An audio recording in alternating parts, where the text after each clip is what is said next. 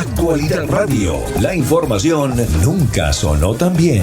Precisamente vamos a hablar de Venezuela, porque fíjense ustedes que ha habido 80 sargentos de la aviación venezolana que han sido pasados a investigación por desertar de las Fuerzas Armadas.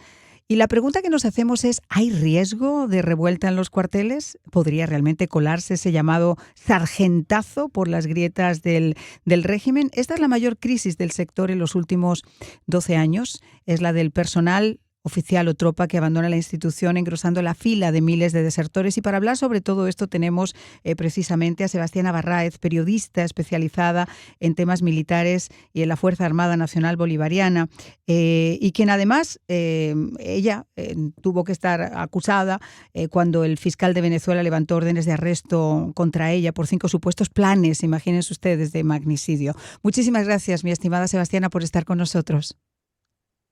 Mariana, el placer es mío. Gracias a ti. Cuéntanos un poquito, ¿qué información manejas sobre estas causas que llevaron a los 80 sargentos de la aviación a abandonar la Fuerza Armada?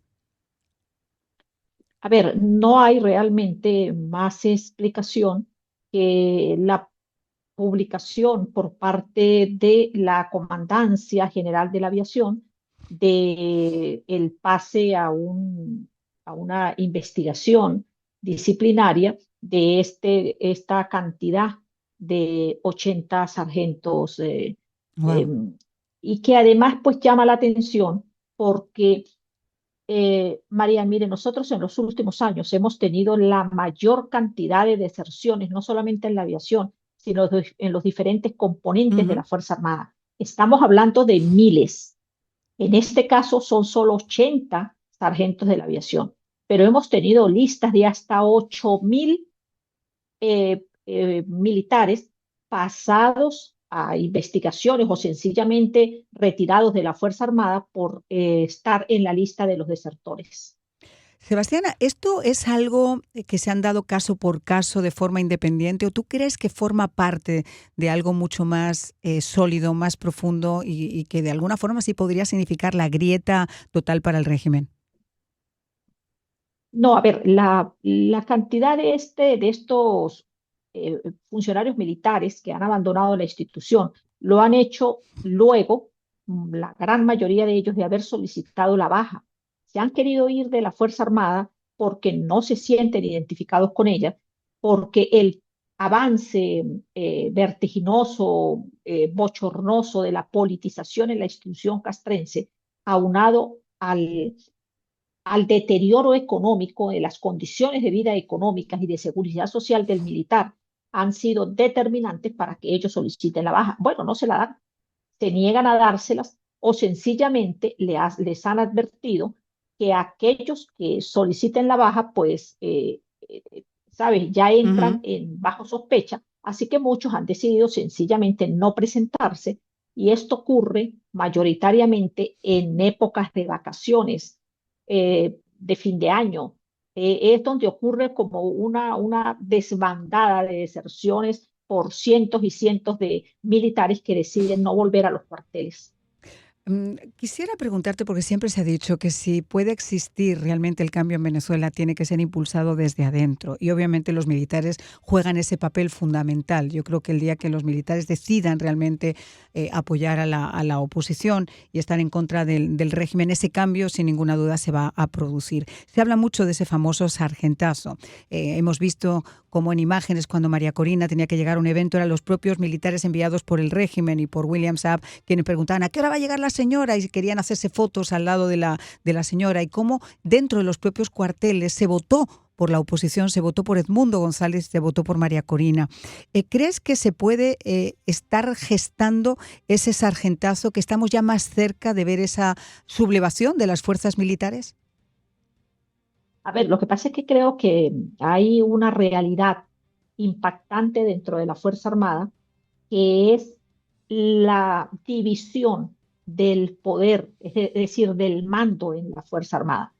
Esta iniciativa que fue planteada por Hugo Chávez desde el año 2004 tuvo precisamente el objetivo de evitar que pudiera ocurrir una especie de acuerdo entre los diferentes altos mandos de la Fuerza Armada para que pudieran sacar a quien estaba en el poder.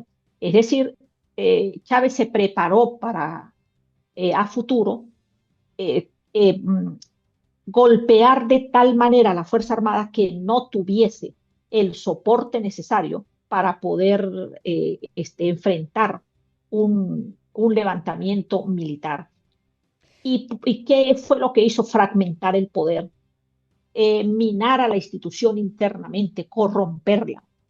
Por eso hoy en día, lamentablemente, tenemos a muchísimos militares involucrados, por ejemplo, en el narcotráfico, Ujú. involucrados en acciones eh, terribles, bochornosas de corrupción, porque ha habido una estrategia de corromper a la institución armada para impedir que precisamente esa institución que tiene el monopolio de las armas en el país pueda reclamar el cumplimiento de la Constitución, defender el territorio y la soberanía. Mira, hablando de eso, hubo una noticia también de que 8 pescadores fueron arrestados tras haber reportado un hallazgo, un alijo de cocaína allí en Venezuela. Y uno se pone a pensar y dices, bueno, vamos a hacer una pequeña idea de qué pudo pasar, porque es rarísimo que a ti que estás reportando que has encontrado un alijo de cocaína seas tú al que te detengan, a no ser obviamente que estos pescadores vieran lo que no debían ver, o que se rompiera un pacto de silencio con esas comunidades locales donde los narcotraficantes tienen bases con el poder militar, incluso con el poder del Estado, porque en el caso de Venezuela es lo mismo. Por ejemplo, en estados costeros como Sucre, como Falcón, como Nueva Esparta, hay muchos cargamentos de droga que pasan con complicidad de los cuerpos de seguridad. ¿Qué fue lo que pasó exactamente ahí? ¿Qué información es la que han dado? A ver, el régimen venezolano, a través del Superintendente Nacional Antidrogas, el mayor general Dani Ramón Ferreras Andrea, ha dicho que ellos detuvieron a este grupo de pescadores en mar adentro, a unas 30 millas del puerto de La Zorra, así como se llama Ujú. allí en La Guaira, y que ellos cargaban más de 1.500 kilos de cocaína y que al ser detectados intentaron quemarla. Ahora bien, hay evidencias claras por parte, es lo que dicen los Claro. familiares y los amigos y los otros pescadores, que eso no podía ocurrir por varias razones. Una, porque los pescadores no fueron detenidos infraganti, sino que el día sábado a las 11:30 de la mañana los fueron a buscar para detenerlos. Por otra parte, también existe el hecho de que estas son embarcaciones pequeñas que no se separan mucho de la zona costera. Algunos dicen que apenas a 9 y máximo 10 millas, jamás a 30 millas, porque no tienen ni la capacidad ni el combustible para ello. Claro. Y, Ujú. y por otra parte, es importante que varios de los pescadores revelan que allí en el puerto, donde dicen que ellos salieron y partieron y trajeron o llevaron la droga, resulta que hay cámaras, Ujú. porque es importante decir que este sector llamado el Muelle La Zorra es un sitio muy activo donde muchísima gente va a comprar pescado Ujú. fresco porque llegan los pescadores ahí hasta la orilla y bueno, y la gente ve una buena oportunidad de comprar pescado fresco. Y en este caso, pues, han tenido cámaras desde hace tiempo para poder tener vigilancia.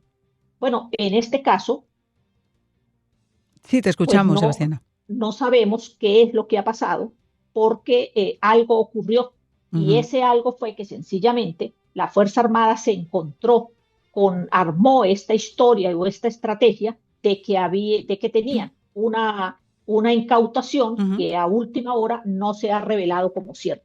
Ahora, yo te quiero preguntar, es obvio que aquí hay algo que huele mal, huele muy mal. ¿Podría este caso estar vinculado al llamado cartel de los soles o a esas redes de narcotráfico internas? Lo que es cierto es que Venezuela cada vez tiene un papel más activo en el tráfico internacional de drogas, que hay costas venezolanas que son específicas para ese tránsito de cocaína hacia Europa y hacia otras áreas. ¿Qué mensaje envía el régimen al detener a quienes denuncian en lugar de investigar el narcotráfico?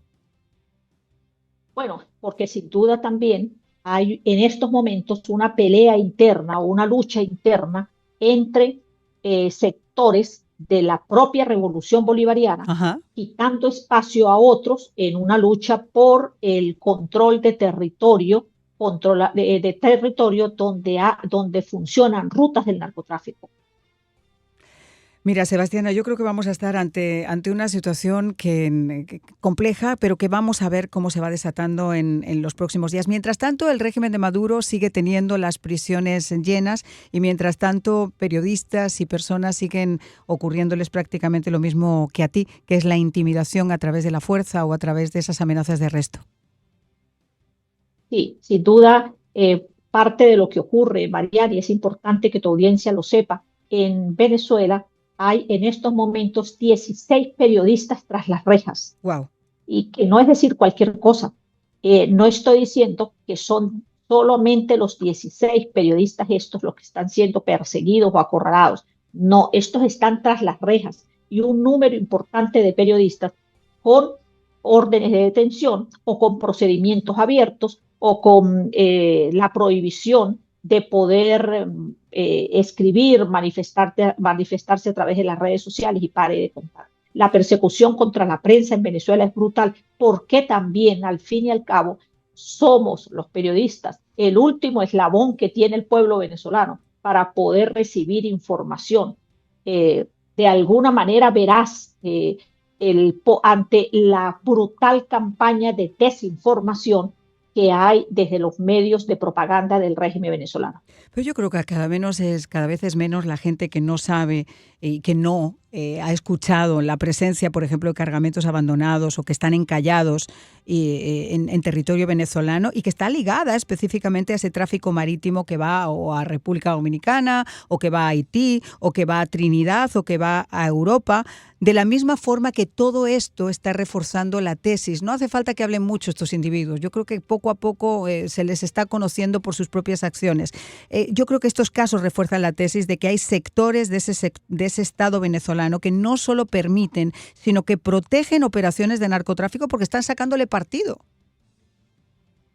Por supuesto, Marian, por supuesto, no es casual que ayer la Comunidad Europea haya colocado a Venezuela en la lista Claro. negra de los países que tienen problemas por lavado de dinero, y por lo tanto los dineros provenientes de Venezuela son considerados como sospechosos, no solamente del caso del lavado de dinero, que además en Venezuela no hay cuentas claras sobre qué pasa con esta cantidad de empresas, de nuevos ricos que aparecen de la noche a la mañana con muchísimo dinero y que no solamente son producto de la corrupción, sino sin duda del lavado de dinero. Es que el Ajá. propio Diosdado Cabello ha dicho públicamente y envía Uh-huh. un mensaje brutal a Sí. nivel mundial de que Venezuela está llena de narcotráfico. Sí, no. Y el problema es que cuando tú en el modus operandi, cuando detienen a una persona, te pueden fabricar un expediente, te pueden culpar, Exacto. en este caso los pescadores